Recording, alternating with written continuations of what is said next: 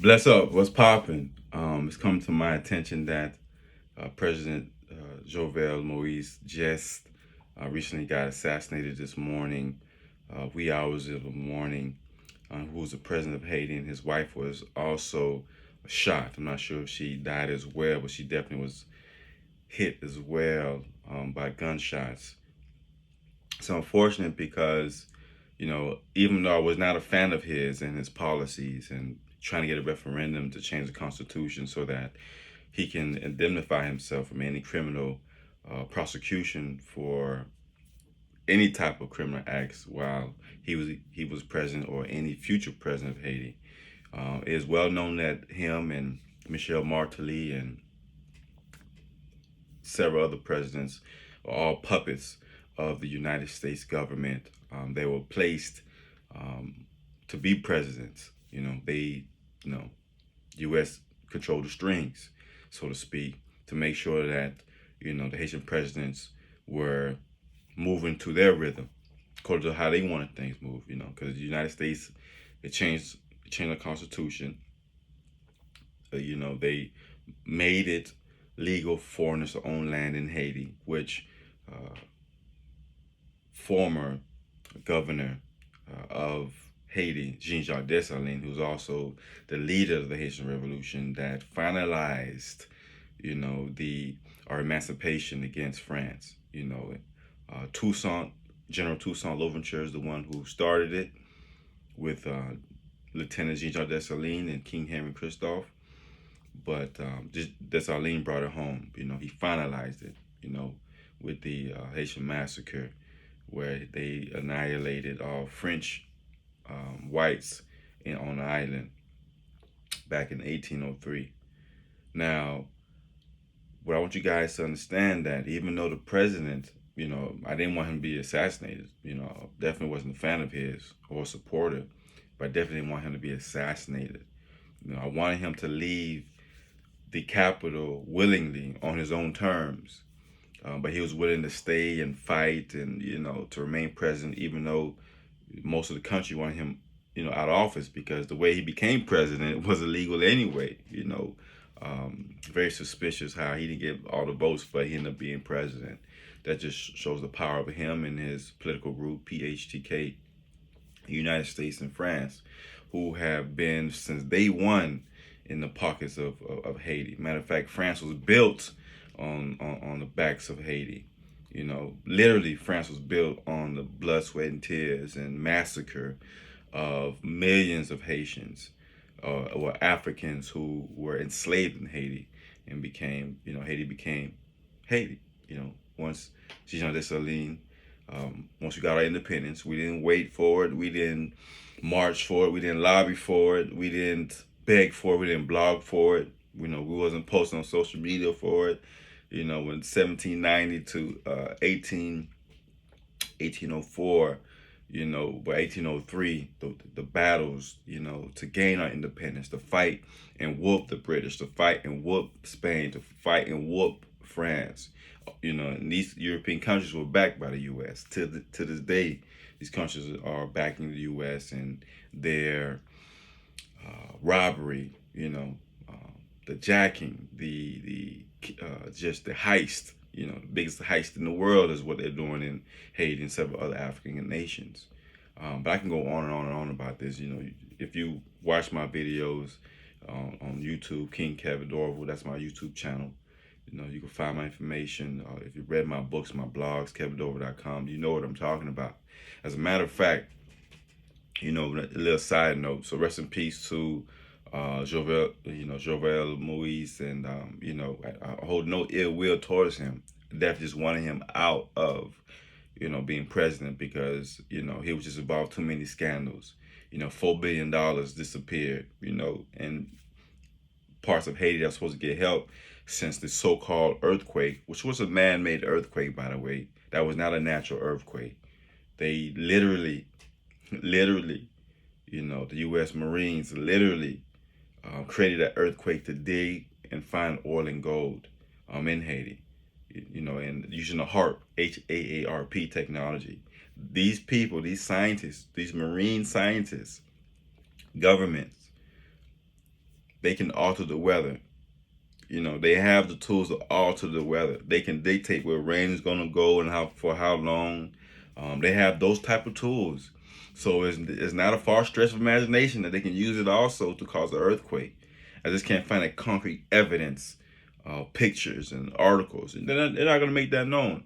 But what is known is that a lot of these weapons in Haiti and grenades and smoke bombs and guns are made in the U.S. by U.S. factories. Matter of fact, one of the companies called Non-Lethal, you know, so this canister was found in Haiti, and an organization in Haiti posted it on their website, on their social media group called Nupadomi. Nupadomi.org means we're not sleeping. So the website is nupadomi.org. If I could spell that for you, I would.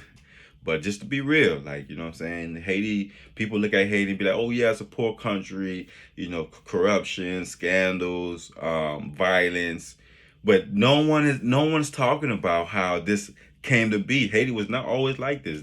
It's because of how the foreign powers that I mentioned already, you know, how they played a major role in crippling the economy of Haiti. You know, it's 1915 to 1934, and U.S. occupied Haiti, stole 500 gold francs from the U.S. National Bank and took it to the Citibank in New York. So Citibank is implicated in the enslavement, economic enslavement of Haiti. Who knows how many other countries? You know, France, who literally forced Haiti to pay 150 million francs for their freedom. 150 million francs in 1825. You know how much money that is in today's standards? That's literally $21 billion. It took Haiti 122 years to pay that debt off. 122 years to pay it off. How can you grow economically when those funds, when you're very early in your build, because we're the first independent black nation, first and only successful slavery built to turn to its own nation in the world, in world history, period. But you won't hear about that in school. But guess what? I got a surprise for you. I am getting ready to have a major production. I'm going to be presenting with the Haitian American Museum of Chicago on July 28, 2021. Okay. I'm also going to be creating a huge production in the fight for reparations, because when it comes to reparations, we need one united front. We need one united campaign to get reparations for our people. You know, not just in Haiti, not just, you know, in Ghana, Nigeria, not just in Jamaica, not just the United States. We need one army, one front line. You know what I'm saying? One force. You know, because if we keep having these divided entities and this organization, fight for reparation, this country, it's not going to work out. You know, I know in Tanzania, there's a country that Germans were, you know, exterminated most of the people. You know, I want to say Tanzania, or I'm going to get that exact name for it because it's important to me that you guys know which country that just got, you know, some reparations, but they turned it down.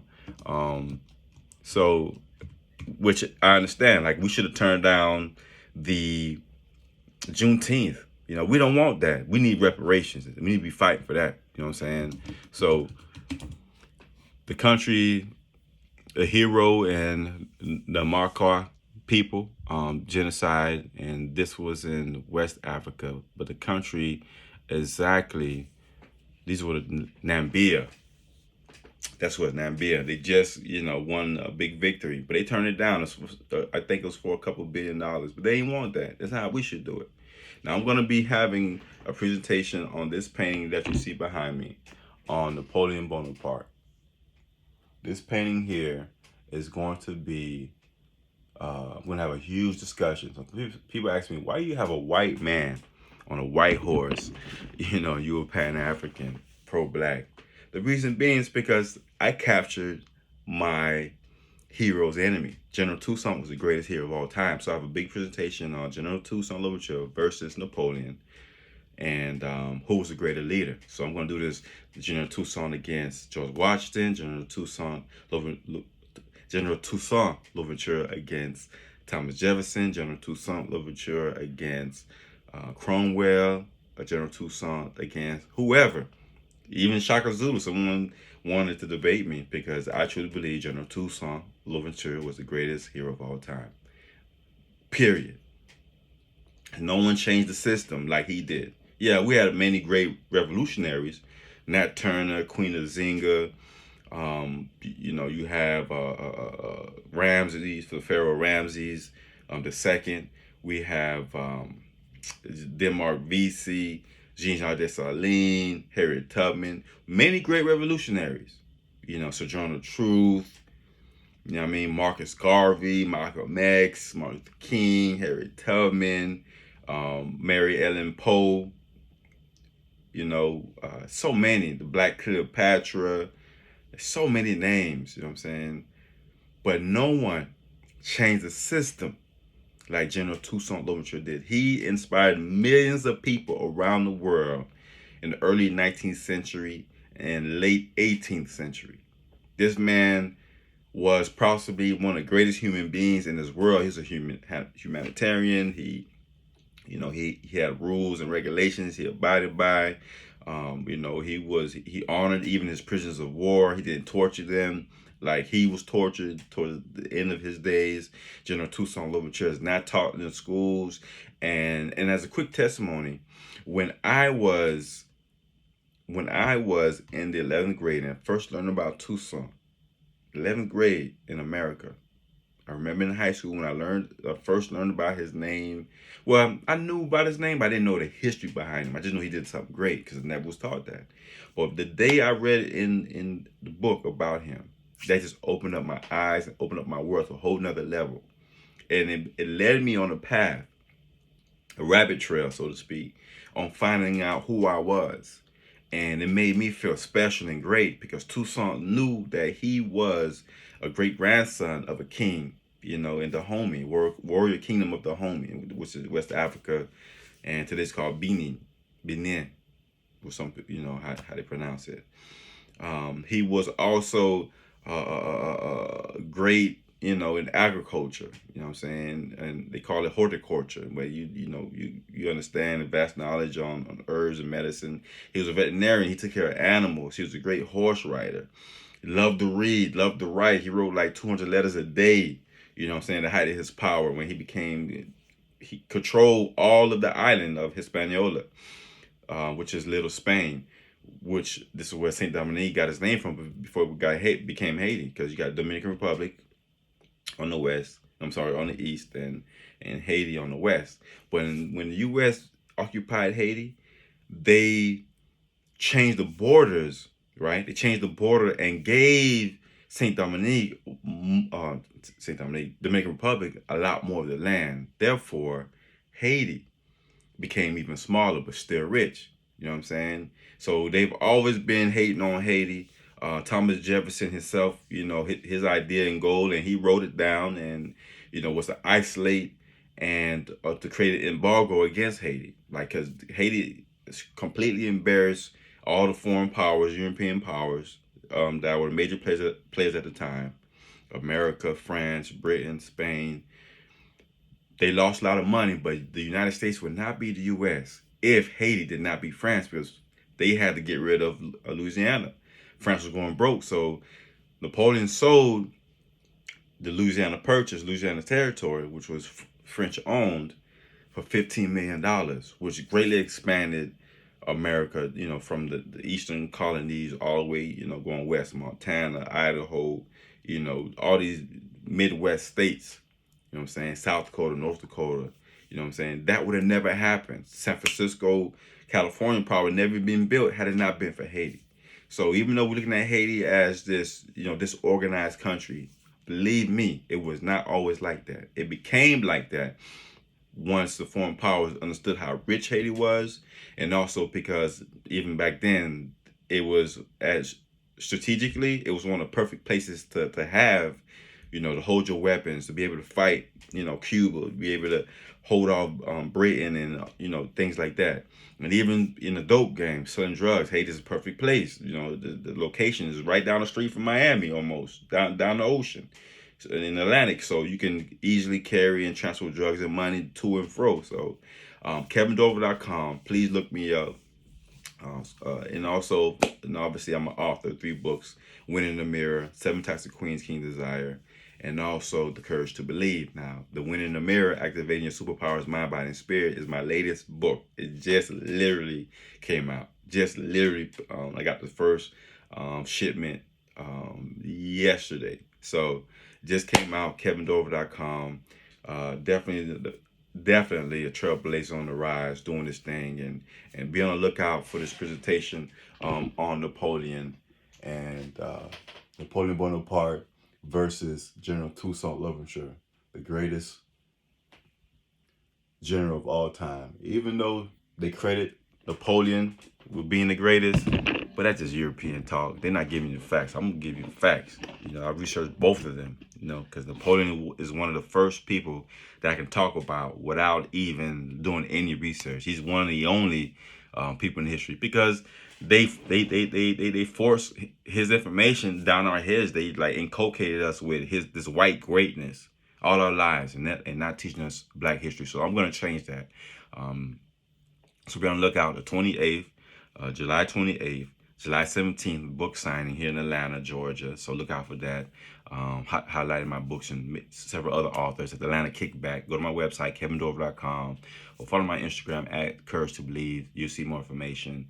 And yeah, it's a few other things, but we'll say that another time. Just follow me. You'll see what's popping. King Kevin in the building. Much love, peace, prosperity, grace, and mercy. Blessings.